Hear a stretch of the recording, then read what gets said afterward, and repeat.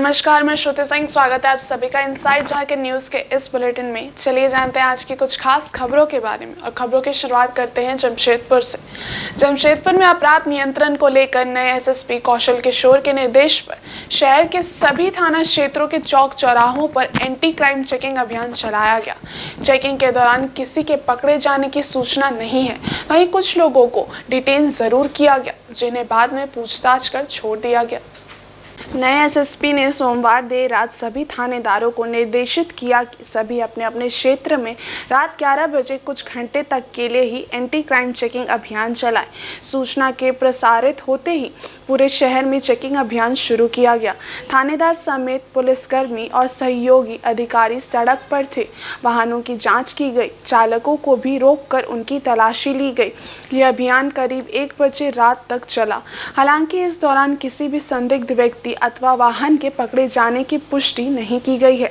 वहीं सिद्धगोड़ा थाना क्षेत्र के बारेडी सहित अन्य चौक चौराहों पर थाना प्रभारी रंजीत सिंह की मौजूदगी में एंटी क्राइम चेकिंग अभियान चलाया गया। सभी छोटे बड़े वाहनों को रोककर चालक की जांच पड़ताल की गई। से चेकिंग चल रही है। इसमें है कि रात में जो असामाजिक तत्व घूम रहे हैं उसे रोकने की एक प्रक्रिया है। ये 11:30 से 12 बजे तक का है और ये सबसे महत्वपूर्ण पहलू है कि जो अपराधकर्मी घूम रहे हैं और रात में उन लोग का जो कार्रवाई रहती है उसे रोकने का उसी को रोकने के हेतु ही एंटी क्राइम भी इसको चलाया गया। हर एक वाहन को हम लोग चेकिंग कर रहे हैं। 2 व्हीलर 4 व्हीलर 2 व्हीलर का डिक्की, 4 व्हीलर का डिक्की और लड़के को अंदर पॉकेट में, बैक साइड में, डिक्की में।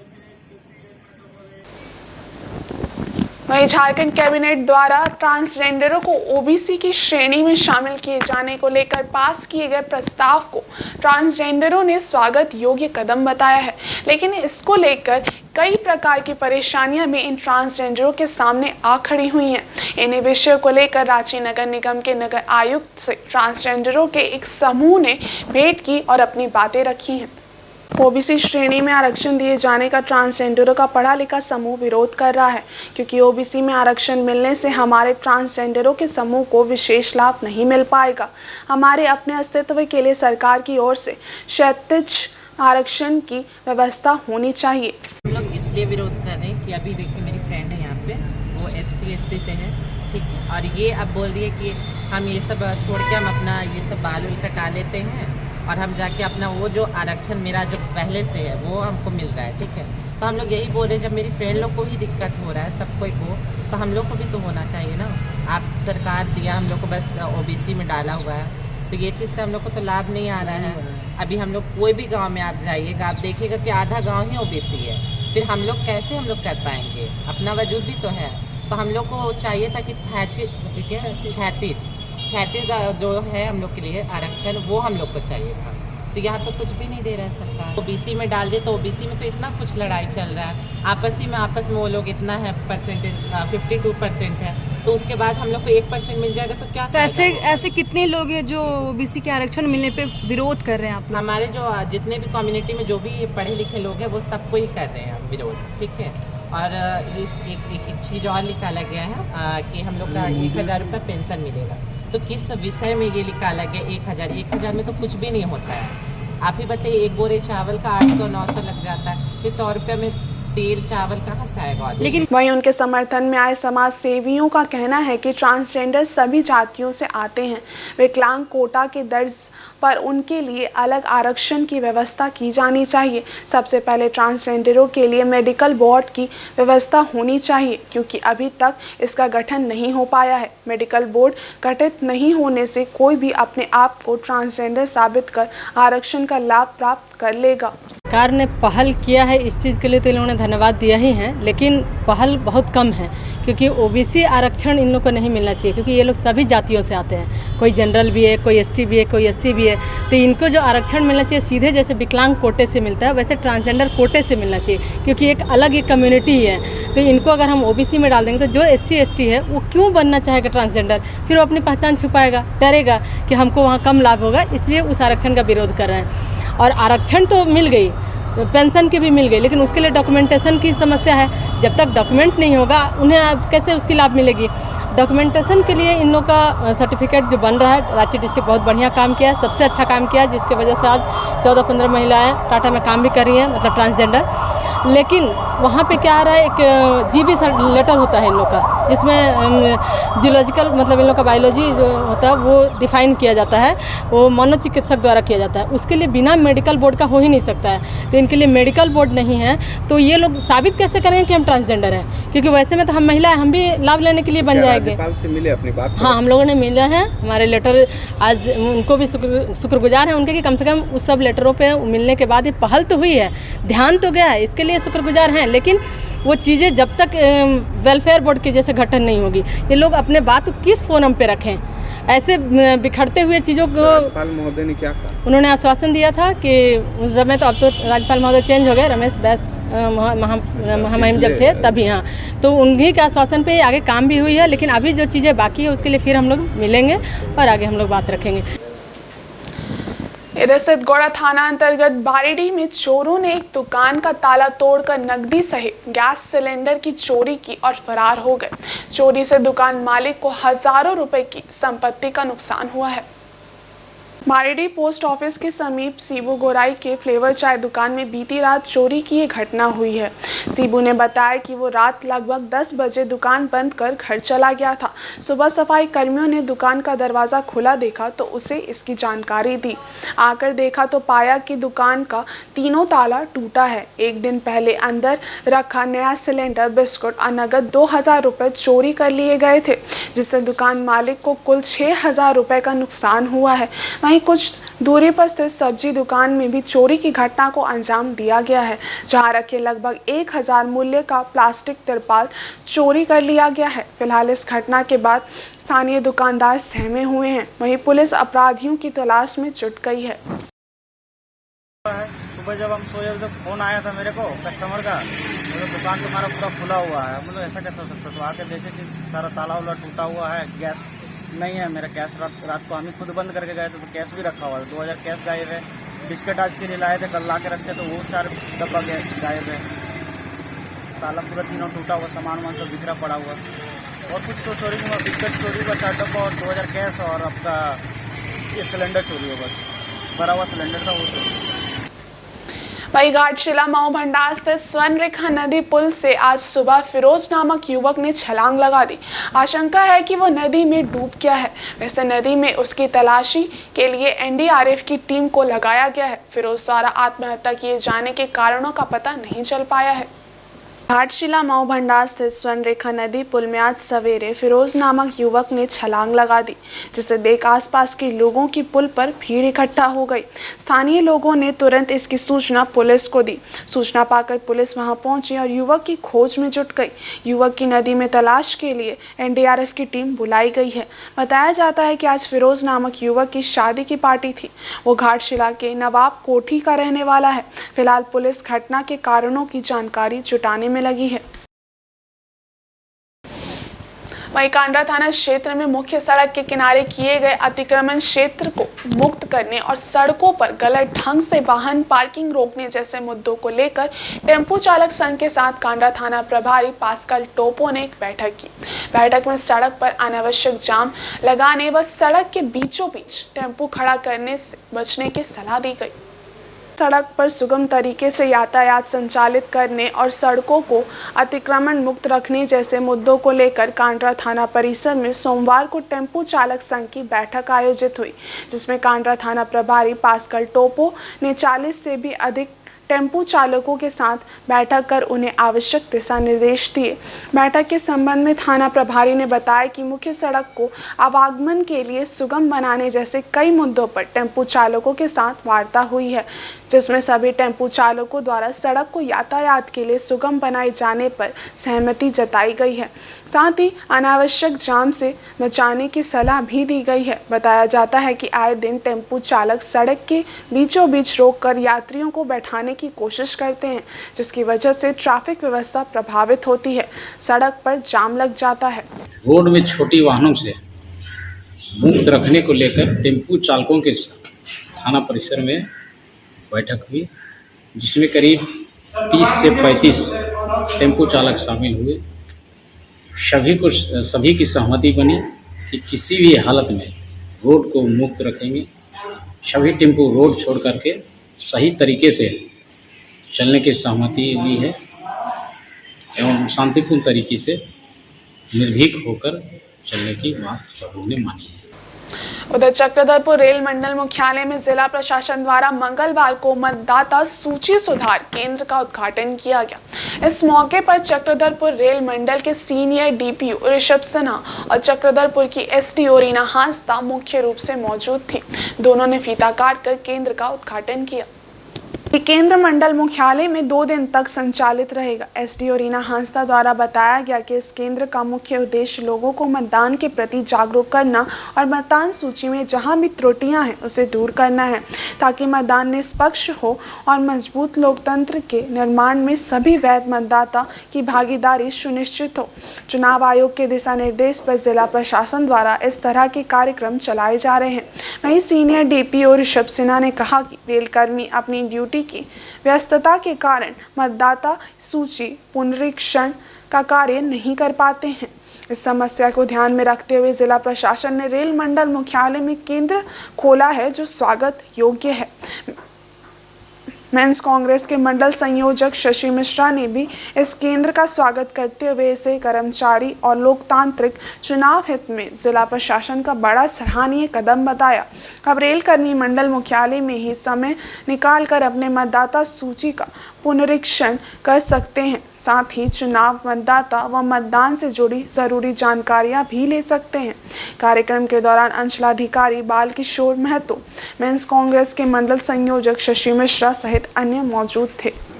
लोकसभा चुनाव और हमारे राज्य में विधानसभा चुनाव होना है। किसी भी चुनाव को सक्सेसफुल बनाने के लिए, कि सफलतापूर्वक उसको करने के लिए 2 महत्वपूर्ण स्तंभ होते हैं, 2 इम्पोर्टेंट पिलर्स होते हैं। सबसे पहले हमारा मतदाता सूची स्वस्थ और समावेशी होना चाहिए, और दूसरा मतदान वाले दिन ज़्यादा से ज़्यादा हमारा वोटर टर्नआउट होना चाहिए। तो सक्सेसफुल इलेक्शन कराने के लिए जो हमारा सबसे पहला स्टेप है वो है healthy electoral roll. Healthy electoral roll से 2 चीज़ें सामने आती है, इंक्लूसिव यानी समावेशी और एरर फ्री, त्रुटि रहित, किसी तरह की त्रुटि ना हो। तो यहाँ पे जितने भी रेलवे ऑफिशियल्स हैं और उनको मैं बताना चाहती हूँ, रेलवे के स्टाफ है उनको मैं बताना चाहती हूँ कि समय रिविजन एक्टिविटी के तहत यहाँ पे इलेक्टोरल रोल रिविजन के अंतर्गत 2-3 कार्य किए जा रहे हैं, जिनके बारे में मैं आपको ब्रीफ में बताऊंगी।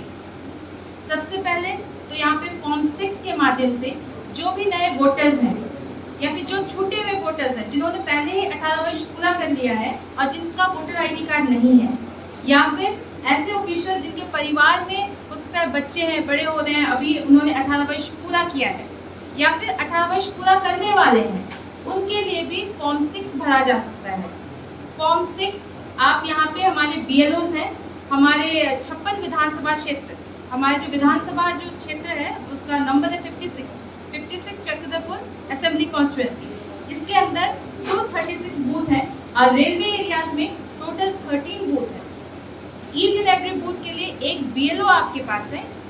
उन BLO का काम है आपसे फॉर्म कलेक्ट करना और उसको ऑनलाइन करना, ताकि हम लोग आपका वोटर आईडी कार्ड जनरेट कर सकें। तो ऐसे लोग यदि आपके घर में हैं जिनका वोटर आईडी कार्ड छूटा हुआ है, नहीं बना हुआ है, या फिर अभी जो बच्चे 18 वर्ष पूरी कर चुके हैं या पूरी करने वाले हैं, 18 वर्ष पूरी करने के लिए आपका जो कट ऑफ डेट है वो है 1 जनवरी 2024, 1 अप्रैल 2024, 1 जुलाई 2024 और 1 अक्टूबर 2024 में जो 18 वर्ष पूरी करेंगे उनके लिए भी हम फॉर्म 6 भर सकते हैं। नमस्कार एसडीओ मैडम, नमस्कार आप सभी पदाधिकारी और रेल के कर्मचारी और उनके रिलेटिव। मैं राज्य प्रशासन का बहुत बहुत धन्यवाद करता हूँ कि वो आगे बढ़कर रेल कर्मचारियों के हित में ये कैंप यहाँ पर ऑर्गेनाइज करवा रहे हैं।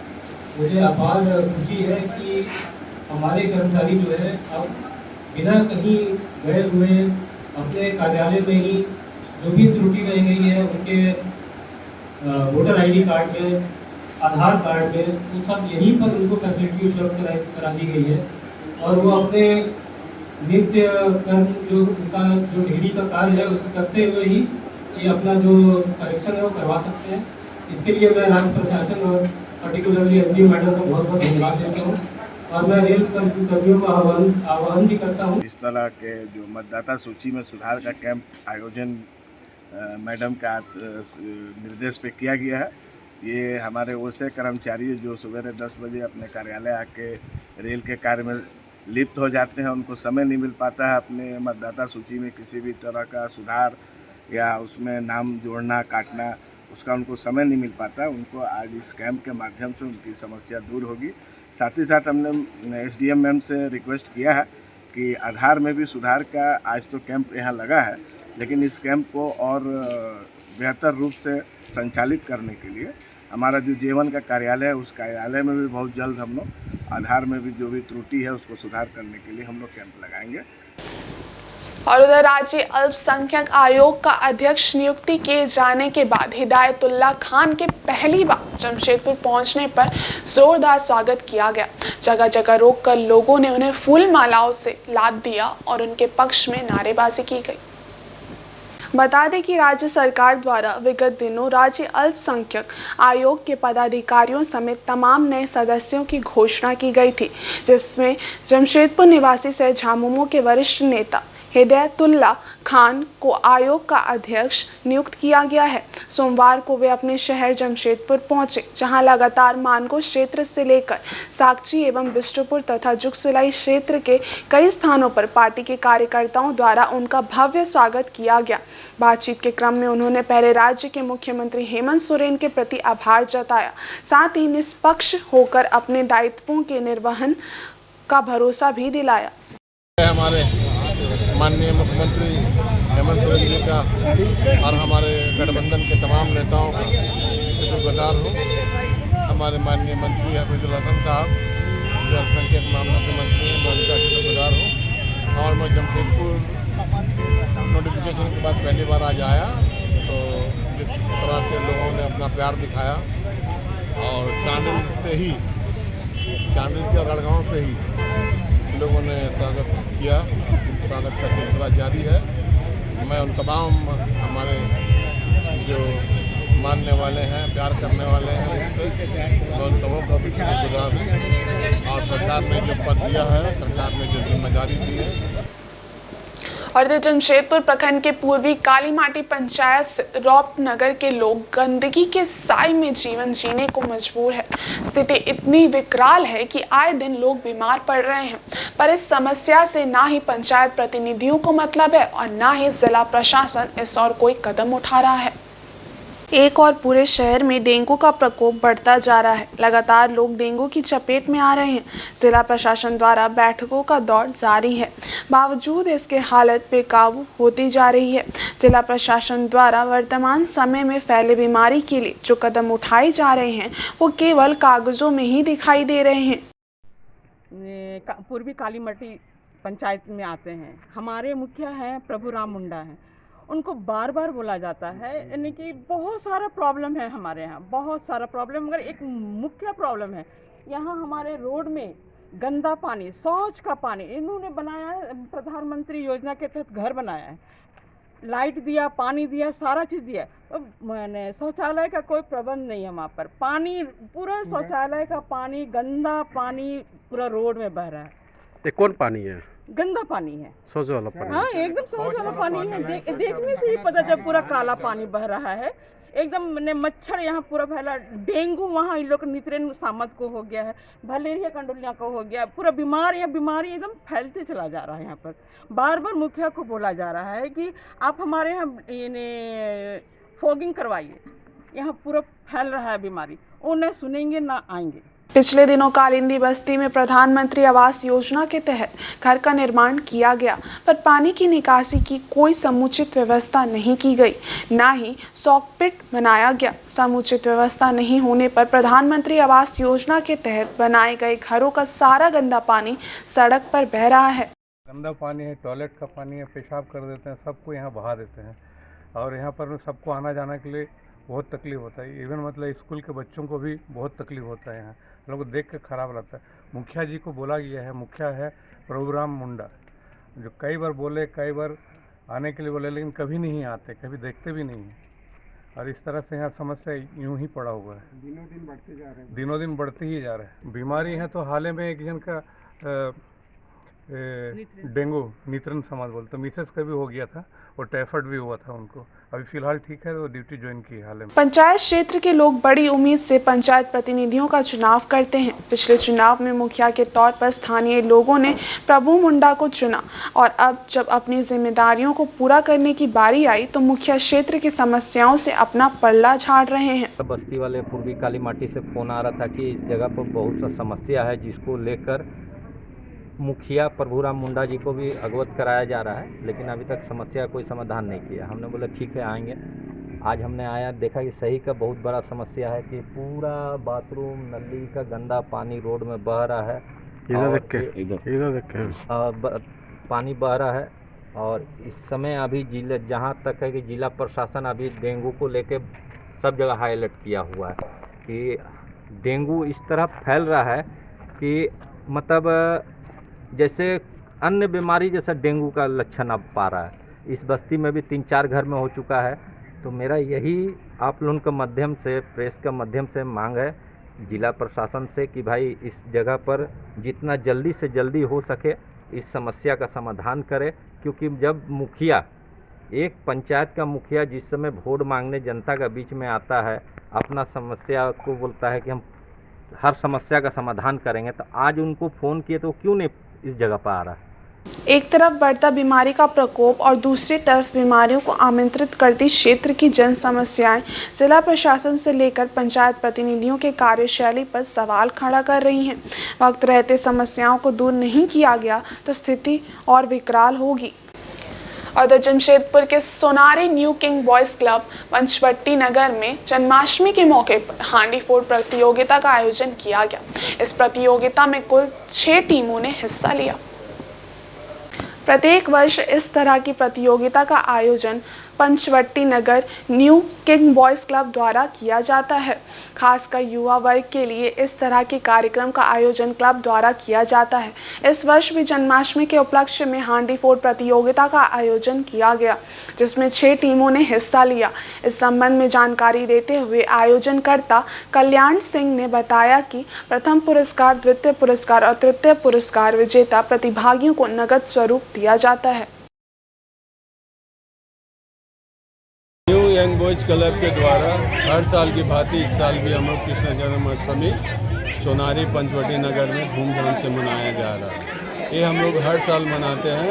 शिव मंदिर, काली मंदिर के निकट ये हमारे जितने भी यंग बॉयज हैं, न्यू बॉयज क्लब के यंग बॉयज जितने भी सदस्य हैं, सब यही लोगों के द्वारा यहाँ हर साल हम लोग धूमधाम से मनाते आ रहे हैं। अलग देखिए हम लोग प्राइज भी देते हैं, जैसे 1100, 500, 300 ऐसे करके हम लोग प्राइज रखते हैं। इसमें अभी 6 टीम भाग लिए हैं, जिसमें से अभी सब टीम लोग सब तैयार हो रहे हैं और कुछ ही समय में हमारा कार्यक्रम। वहीं सरायकेला के गोविंदपुर पंचायत क्षेत्र में पड़ने वाले हाड़वा गांव में सोमवार को आभार से सम्मान कार्यक्रम का आयोजन किया गया, जहां स्थानीय विधायक से सूबे के आदिवासी कल्याण मंत्री चंपाई सोरेन का भव्य स्वागत किया गया। मंत्री चंपाई सोरेन का पारंपरिक छाऊ नृत्य व गाजे बाजे के साथ स्वागत करते हुए मंच तक ले जाया गया। इस दौरान मंत्री ने कहा कि राज्य में इसी माह के अंत से सीएम ग्रामीण बस सेवा शुरू होने जा रही है, जिसमें पेंशनधारी व स्टूडेंट मुफ्त में सफ़र करेंगे। ये बस सभी गाँवों से होकर जिला मुख्यालय पहुँचेगी, जो स्टूडेंट को कॉलेज तक पहुँचाने के साथ साथ आम लोगों को गंतव्य स्थान तक पहुँचाएगी। मंत्री ने कहा कि पिछले 2 साल में हेमंत सरकार ने जो काम किया है वो काम बीजेपी 20 सालों में भी नहीं कर पाई। और इस बुलेटिन में बस इतना ही। ब्रेक के इस बारे कुछ और खास खबरें, तब तक के लिए देखते रहिए इनसाइड झारखंड न्यूज़। धन्यवाद।